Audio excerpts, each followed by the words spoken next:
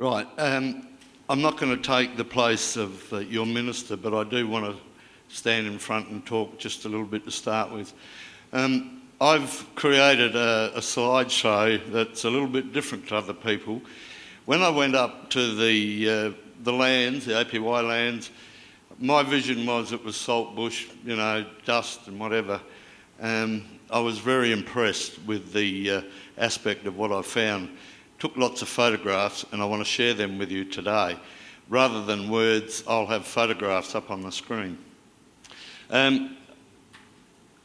Electronic monitoring started in South Australia in '86, and the first 12 months was about knocking on doors and visiting the offenders. We then went to, Home D started in '86, we then went to electronic monitoring, and it was a system called Telsol. It was very predictable, and the offenders knew that they needed to be home at this time, and as soon as they got the call, they would duck out. We've then moved to RF and have been improving on that ever since. As was mentioned, I was involved in a procurement process to upgrade our systems. I'm currently working on another procurement process to look at GPS and alcohol monitoring. So I think the thing that I've found over the years is that the electronic monitoring came to a stage where it reached a pinnacle, and I reckon that was around 2005, 2006. 2008, South Australia did a deep research into GPS, and we weren't happy with some of the aspects of what GPS would provide. I think now we've moved ahead. GPS is much more definite, can really predict where the person is. It's not an estimate anymore. So I just wanted to say that my experiences with electronic monitoring, I do not have experience working with Aboriginal people in remote areas. For my colleagues down there who have been saying, you've only been up there once. My experience is with the urban and rural Aboriginal people. I worked in the Riverland for many time with the Aboriginal group there, then at Murray Bridge and the Aboriginal group there. They're the Nurrungeri, different again to the remote areas. So for me, it was an interesting exercise to go up there. And I just want you to know that I was tasked to see if we could do some electronic monitoring in the remote areas. I wasn't there to work with the Aboriginal people in case management or rehabilitation. My task was to see, can we electronically monitor people in remote areas? So I just want you to keep that in mind. Thank you.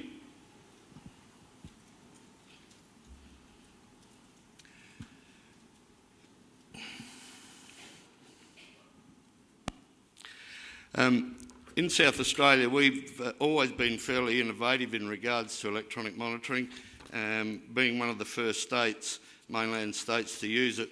So our legislation was early in place to cover some of the aspects. The main act that we use is our Correctional Services Act. This provides for release of offenders on parole, and using electronic monitoring, but it also was the first piece of legislation in regards to releasing prisoners early, and we had a time limit of up to 2 years initially onto electronic monitoring before they moved into parole. We then changed legislation and found that 12 months was about the maximum that our prisoners could cope on home detention. The other act that you can't see all that well, but the other act that we get predominantly most of our offenders on electronic monitoring from is the Bail Act. The Bail Act is it doesn't specify electronic monitoring, but it specifies conditions that a magistrate can make. And we originally started off as a trial, and the court asked us whether we could do a few offenders on bail, and I think the first numbers were around 15.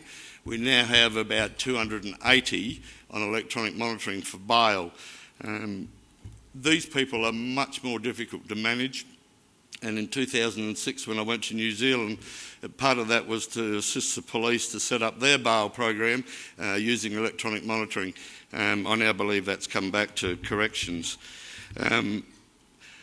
Excuse me. The Criminal Law Sentencing Act is another act that we use in regards to people who cannot be imprisoned due to some physical disability or that the prison can't accommodate them. And we've had people on that, and mind you, it's not a huge number. Possibly at any stage there might only be 3 to 4 people, but we've had people that are dying of cancer, so they're allowed to return home. People in wheelchairs or have some disability that the prisons can't facilitate them. So it's a small number, but it's also an avenue that people can be placed on the monitoring. We're also now looking at another change to another act with people on mental impairment licences, where we are now monitoring those people electronically. This is a map of the APY lands, the area, as you can see in the little map of South Australia. It's in the top northwest corner. It's part of the cross-border project where the legislation allows supervision of that particular offender. Doesn't matter where the offence occurred in Western Australia, the Territory or South Australia. There's 10 major communities in that area, and populations range from 100 to 350 in those communities. The APY lands for me was in regards to just the complete misunderstanding I had of what that country was like, and the Musgrave Ranges were certainly something that I hadn't anticipated. Some of the issues that occur on the APY lands, if an offender commits an offence currently and they're not released onto police bail, such as domestic violence or assault, they're carted away to Port Augusta. Now, Port Augusta is not just down the road, it's 13 to 15 hours away, up to 900 kilometres. So immediately that happens, the police, 2 of them go down there with this person, depletes their capabilities, but also the big factor is taking that person out and away from families. They can remain incarcerated for quite a lengthy time until a trial occurs and there's a penalty given. So in that time they may be staying at the Port Augusta prison, all that distance away from family. Family don't have the means to get there, so they become reasonably isolated from their family and community. There is a special section of the prison, especially for those remote Aboriginal, and I guess that's all right to one degree, but you know what it's like when you're away from your family. Nothing replaces family. So that becomes a bit of an issue. It causes distress to all parties, and I think this was the thing that was brought home to me most from the Aboriginal people I'd talked with up there, and also the police, was that the distress that causes for the families, having that person away, generally the main income earner, if you can use that sort of, but it's the figurehead of the family that is actually missing. In no way are we saying that the APY lands are drug or alcohol free. That's still a major issue up there. Marijuana is a big issue, and it seems to be more of an issue than alcohol actually. And talking to some of the council members at times, that they really want to try and remove that, but of course where there's a need, there's a way. There's also a high rate of incidents of domestic violence, and this can result in the offender being taken to Port Augusta. Quite often that may be the instantaneous action of beating the partner, but after everything settles down, that's when the partner really starts to miss her partner who's been taken away. Some of the existing technology that we use now, most of you know all about this sort of equipment, is the home monitoring unit. It requires electricity and access to a telephone or mobile technology. And then we've got the PID, or the personal identification device. It's exposed on the leg and indicates that this person's done something wrong, that they're being watched by somebody, and it can be seen as a shameful thing. Some of the issues with RF technology up there is that the electricity supply is not reliable. There can be issues that it's there 1 minute and gone the next. There's no mobile phone connectivity.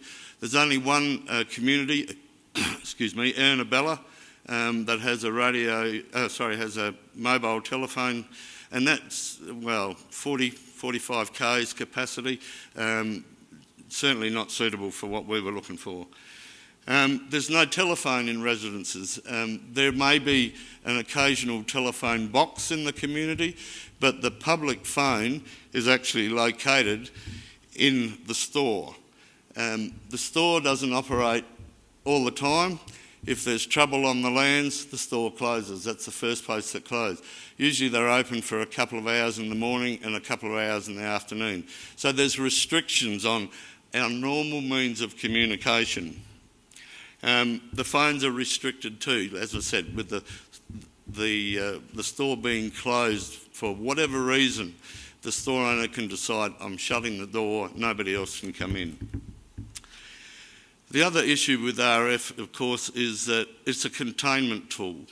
You can keep your offender within a 30-metre radius of the home monitoring unit. We all know that Aboriginal communities and Aboriginal people don't stay in the same place. They can be in that one community, but not necessarily in the same house.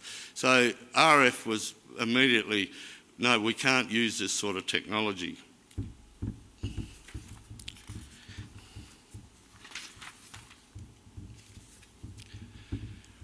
The shame factor was something that I hadn't thought of. I never gave it any credence whatsoever. When I spoke to the police up there first, they said, you put a tag on a person and before the dust settles of you driving away, that tag will be flying through the air somewhere. And I thought, well, yeah, that's a good point. Talking to some of the Aboriginal offenders up there, some said yes, it's a shame factor, we don't want it. Others were saying, you know, yeah, it would be good, at least we'd get home. It would only provide that information within a 30-metre radius of the HMU. So we thought about putting the HMU in the shop, and would that cover it? And once again, small area, get the offender to walk past the shop once a day, maybe, maybe not. So it was another aspect that we couldn't actually do anything with. The CCOs that work in that area up there, about 2 hours, hour to the closest, maybe 3-4 hours to the furthest away community. What were we going to do if we got a response that the tag had been cut off? Would I expect those officers to go out into the lands at night and try and find that person? Sometimes too much information is bad. You just need to know a certain amount that you can deal with. And that was the thought that we had at this particular point. And we couldn't use it as a containment tool. That's what RF monitoring's about, is a containment tool. You know when a person's in a certain area.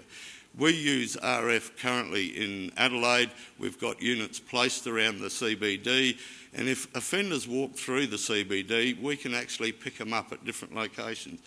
We wouldn't have enough units to cover the APY lands.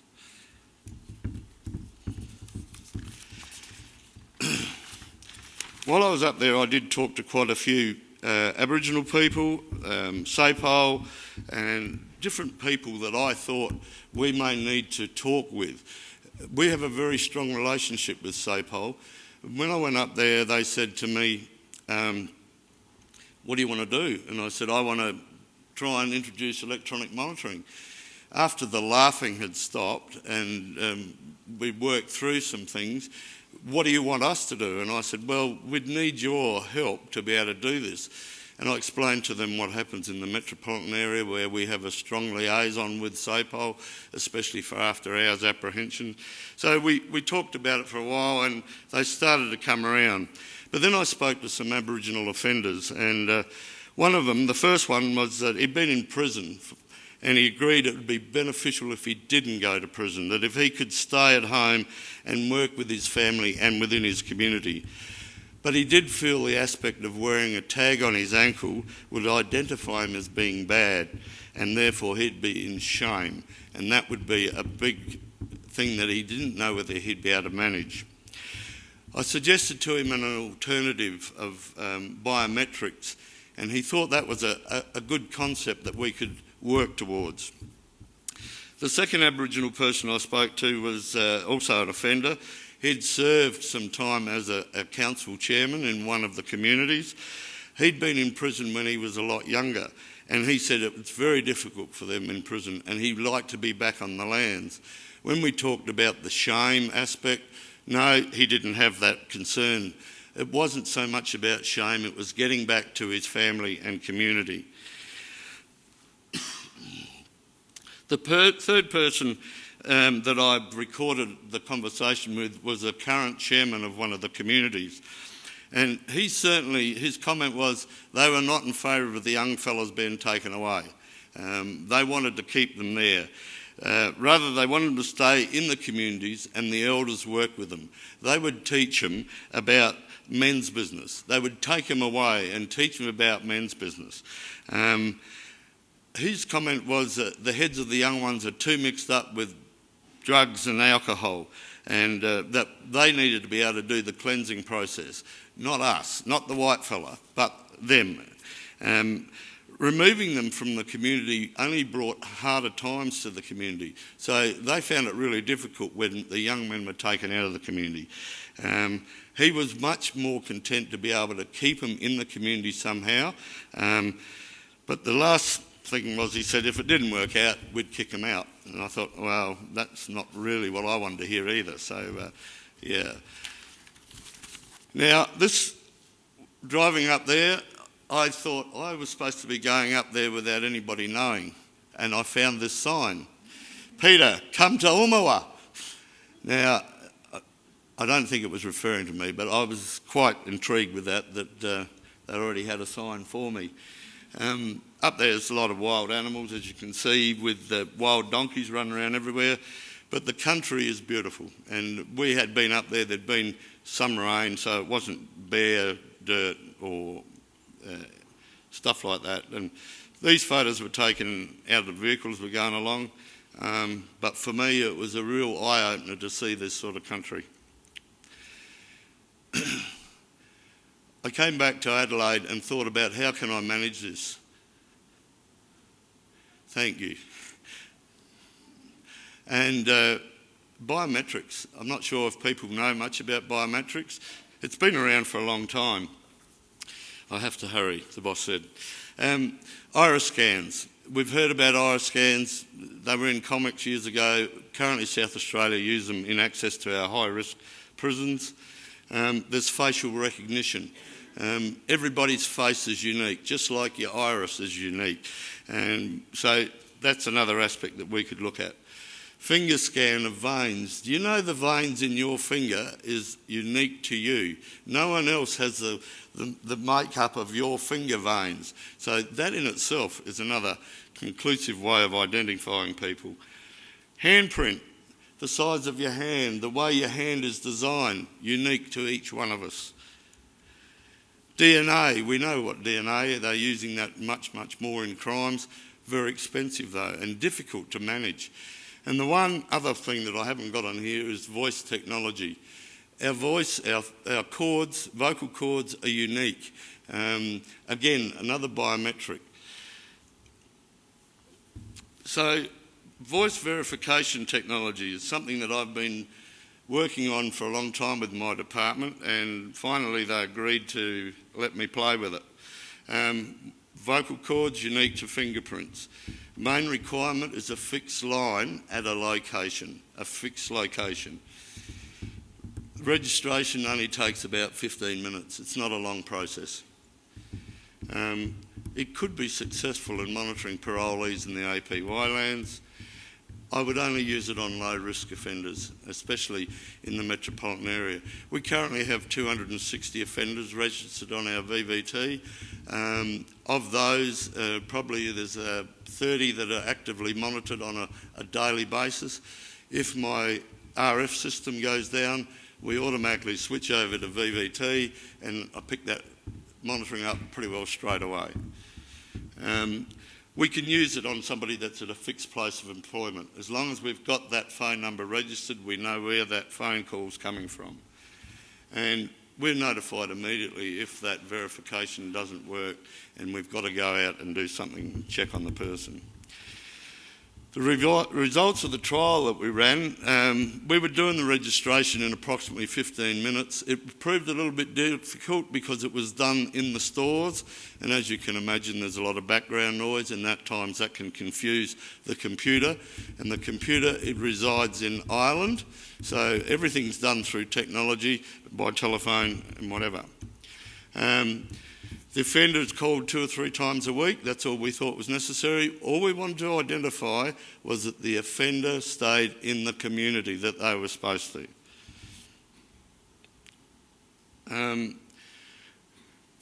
We've used the public phones in the stores, which did at times become a bit of a problem because the store phone would get damaged with some of the frustration. We then looked at the community council offices. There's I think nearly every community had a community council office. So that was another alternative that we were considering. It verified the offender was still in the community, not in a house, not anywhere, just in that community.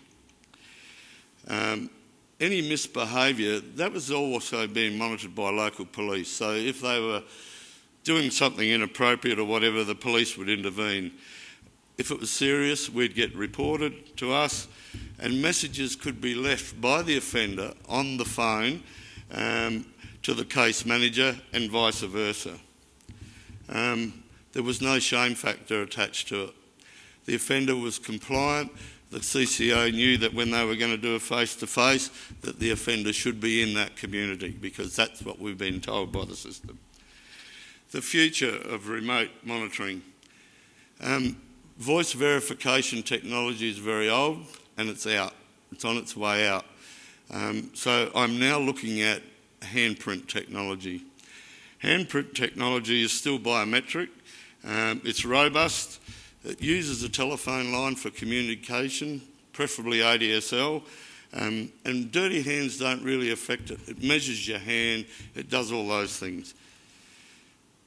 I guess from our trial, and seeing I've got 30 seconds left, we have, considering now we've got a new contract, we're looking at a new procurement process with our supplier. I've got 7 units to trial of handprint technology. I want to use it also on not only the people in the lands, but also on low-risk offenders reporting to officers in the metro area or any office across the state that we don't need to see every time they come in. And the system I'm looking at is, and I think Queensland have got something like this, where the hand goes in and a message will come up to that offender, either directing them to wait, or their case manager wants to see them, or telling them the next reporting date. We have to move in this way towards being able to accommodate our resources to deal with the high-risk offenders. The low-risk offenders are generally very compliant, and also with the use of electronic monitoring in the APY lands would be a similar thing. They've been returned back to their community. The Minister said yesterday, it's not about locking them up, it's about getting them back into their communities, out into the community where they can do some good. So I'll call it a day there and respond to any questions that you might have.